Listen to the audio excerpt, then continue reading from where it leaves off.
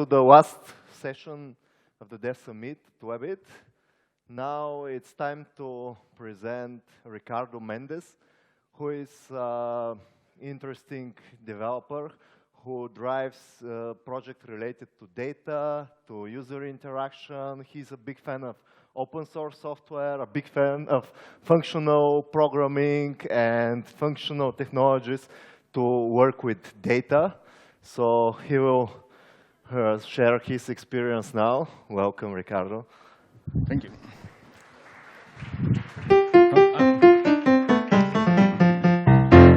Okay, so I got music.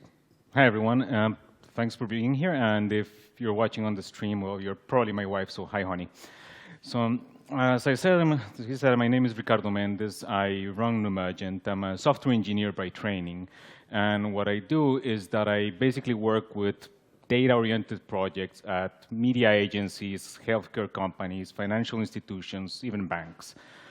And the way that I do this is that I put together project-specific distributed development teams. In fact, I have been running exclusively with fully distributed teams for the past 6, almost going on 7 years. And the reason why I do this is because the more specialized the project, the harder it is to find the right expertise, and I'd rather take this expertise where I find it instead of just hoping it's waiting for me around the corner.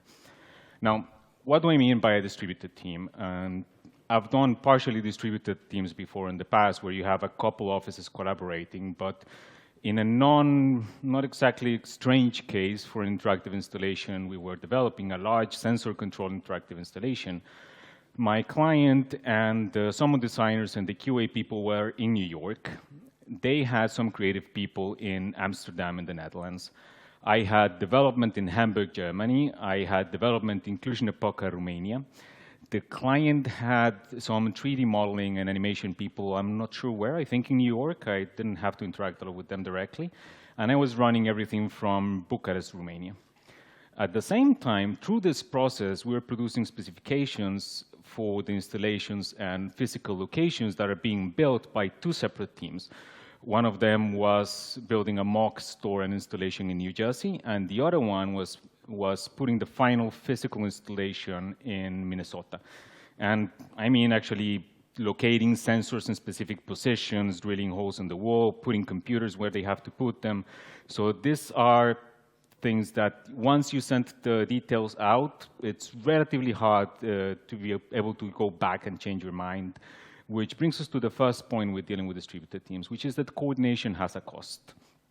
Yes, this is true of local teams as well.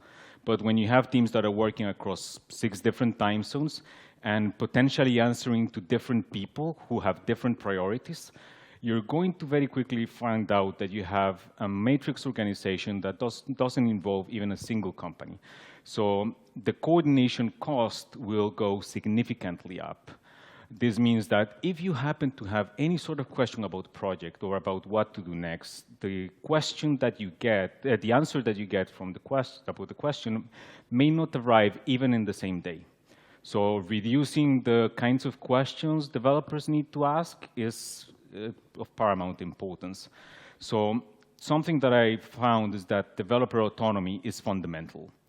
Many of the things that we're going to be talking about are precisely geared towards enhancing developer autonomy. And the first thing that to keep in mind with this is what I've heard referred to as a late binding of tasks to owners. This is a term that I shamelessly stole from Fred George's Implementing Programmer Anarchy talk, which I strongly recommend to everyone. But what it means is that you shouldn't assign tasks early on. There's a temptation to assign the tasks to owners for a sprint or, God forbid, even for the project, because it gives you a good idea of what everybody is going to be doing. But this sort of good idea is fiction. Chances are some people are going to run behind the bit, some people are going to run forward, and in both situations, this is going to cause issues. For a developer who has a certain amount of tasks assigned and they're running behind, they're going to see that their work is piling up, whereas other people are making progress. This is going to stress them, and this affects their judgment. And on the other hand, if somebody is running forward and is done with their tasks, when they go back and look at what to do next, they're going to find that all tasks are assigned to other people. And then they need to ask, should I be taking this task? Is this a task assigned to a person for a particular reason?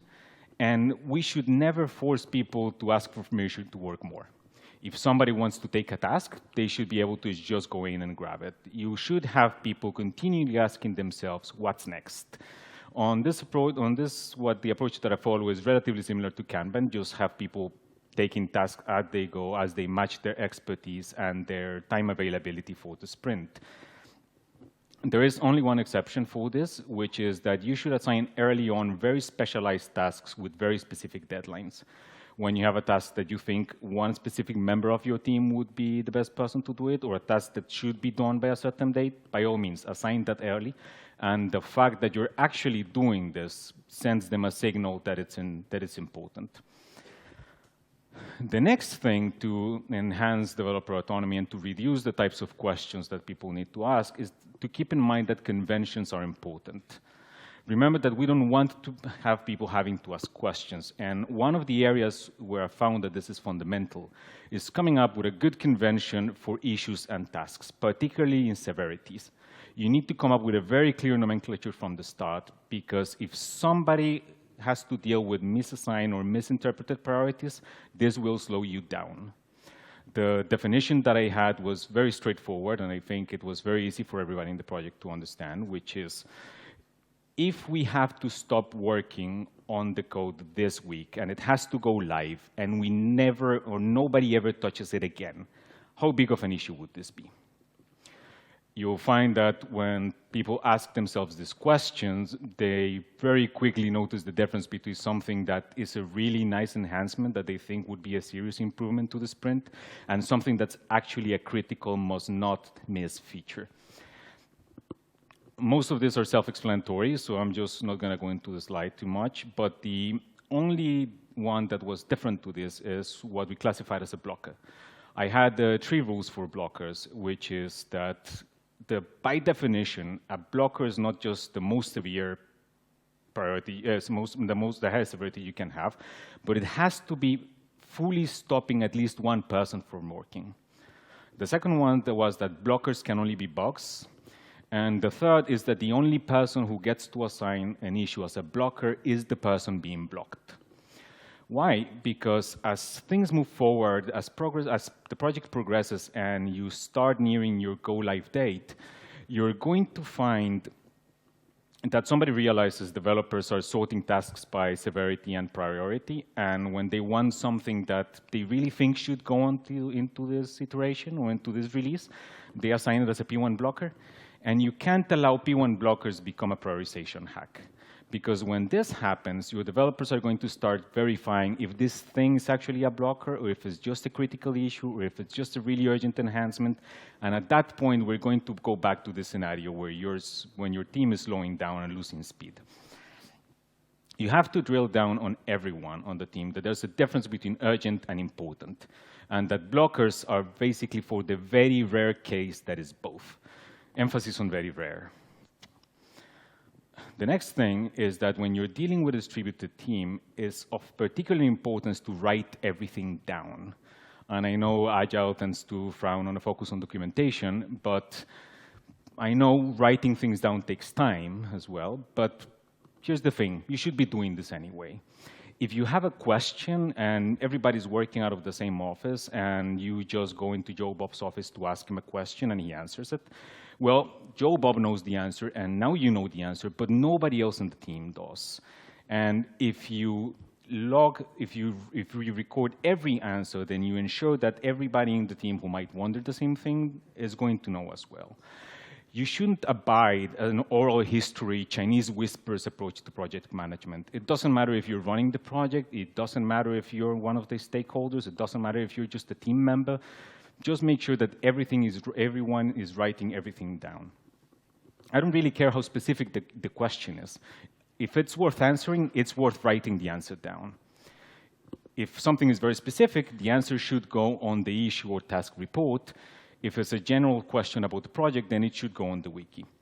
And I would recommend that you only use these two places for logging your project discussions and documentation. Even if you have Slack or Mattermost or any other searchable form of chat, you don't want to have people wondering if something may have been asked on any of the other multiple channels. If you get an answer on Slack, then just grab the 3-4 lines of the chat look relevant to the answer and paste them where they belong. Because the thing is, chances are people will ask the same questions twice or more. And if you get into a habit of documenting everything as you find it out, you're only going to pay this cost once. A possible side effect of this is that your team may talk less and write more. This is not a bug, it's a feature. You're going to end up with documentation that actually matters, because the most relevant documentation is not what a code does. You can get that from the code, but why it does it. And that is the sort of thing you get out of this. Related to the documentation is that you need to cross-reference everything and increase visibility of things. What do I mean? For instance, if you're dealing with feature branches, which will eventually be merged onto develop, then tag or name the feature branches after the task code. That way, when somebody sees a merge commit, then they can see immediately where that is coming from. If by any chance the feature branch belongs to an epic and is comprised of a lot of little stories, then name the branch after the epic and tag every relevant commit with the story commit code. If you have a discussion related to implementation, maybe you're trying to figure out the rationale of why do something one way or another. And once you implement it, it looks relatively straightforward, but it might not be clear why you did it, then just paste that discussion on the relevant issue and add a link to the particular discussion on the commit log. That way, if 3 months down the road or in 3 weeks down the road, somebody's doing a git blame and wants to find why something took place, they don't need to ask anyone. They can immediately go in and look at the documentation. Something else that I found is that, particularly with distributed teams, Git flow is your friend, or something like it. If you're not familiar with the model, that's the link. It follows an approach of features branches, independent feature branches merged into developed. It is quite good at stopping developers from tripping over each other's changes. The conventions on this is that first, developers own their own feature branches. So you should never assume that they're set in stone. They get to modify, they get to amend them. Don't assume anything about someone's feature branch unless they have, well, first merged it into develop, or you have explicitly agreed it with them.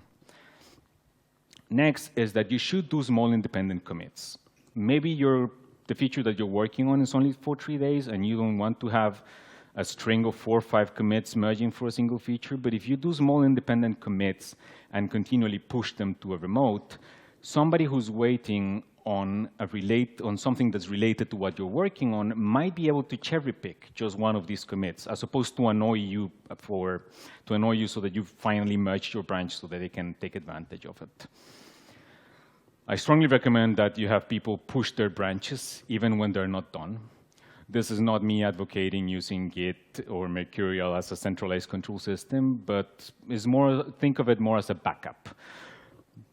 Disks fail, laptops get stolen. If somebody has been working on a feature for 3 days and then they're not careful with the laptop at a Starbucks, you don't want to lose those 3 days worth of productivity.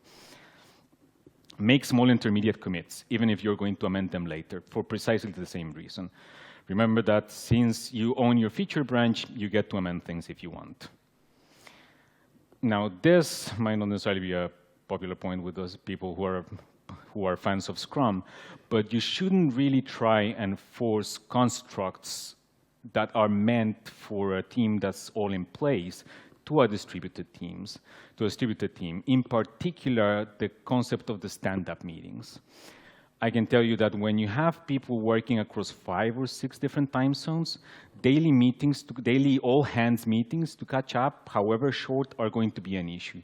You're going to be unable to schedule this without breaking at least one person's flow. Instead, you need to be aware that assumptions change. If you're working, let's say, out of Bucharest, out of Hong Kong, anywhere on the east, and you have people in Los Angeles, then by the time you stop working in the day, chances are somebody else is coming online and starting to work. By the time you wake up the next Monday and start working again, these people may have gotten an answer to a question that they had that impacts the state of the application. you need to be aware of this. People need to get into a habit of touching base daily. They just need to do it asynchronously. They can do this on Slack, on Skype, IRC even, or on Jira's status updates, but they need to get into a habit of doing it regularly. Something that's very important, even if you're running a distributed team, is that you need to keep a good idea of people's availability. When can I expect somebody to be online? I never really use a system for this, like nobody was clocking in or out, but I can tell you from experience that the projects where I've had the most coordination grief were projects where I had somebody who was not working full-time on the project and whose availability tended to be sort of random. So everybody needs to agree on team member availability beforehand, and if they're going to change it, then they just need to let the team know. This is not about synchronous communication. This is about, if you have a question, knowing when you are likely to get an answer. Are you just going to need to wait for an hour because that person is coming online? Or should you just table this issue for a couple of days because they're not going to be available for whatever reason? And finally, and this is a non-insignificant issue at all, is that you need to mind the human factor. As human beings, we have been optimized for millions of years to detect small visual behavior cues on the people that we're working with, body language, gestures, lots of things. And when you're running with a distributed team, you're not going to have the usual visual cues, which means that if you run into a situation where somebody steps on somebody else's toes, and this other person happens to be the non-confrontational, quiet, brooding type, then you're not necessarily going to notice right away, even if you have daily video calls with the person. You may not notice until a few weeks down the road when you realize that this person's productivity has been dropping, or that they're not really getting in touch with the 4 things they should be coordinating with the other one. And you really need to keep a close ear to the ground on this sort of situations. Something that's fundamental when you're putting a distributed team together is to be extra aware of cultural fit or personal differences, because since communication will not be centralized, since you will not necessarily be in the same place, you're not going to be able to easily detect these things and step in and correct them. And you want to deal with these things before they become a problem.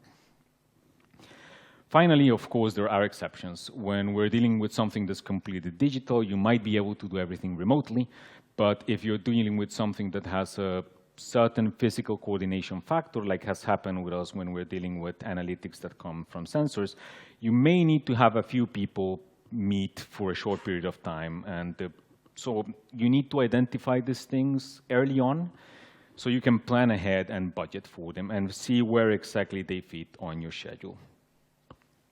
Now, any of these topics could probably fill hours of discussion, so if you want to talk any more about any of them, I'll be around to take any questions after. So, no? Yes? What tools are you using to coordinate? Well, before we were using everything on Skype, before Slack. Now I'm moving things to Slack. We use Jira and Confluence for tracking issues and for the wiki, and we just use Git for the code, for the source control. Gitflow as a methodology has the advantage that it works as an extra layer of coordination, because since everybody is on their own feature branches, you tend to avoid actually these issues that happen when somebody breaks the build by merging into develop, because they can very quickly take their feature branch, rebase it onto the latest develop, and then see if everything works. So that's also an extra, let's say, procedural coordination later. Anyone else?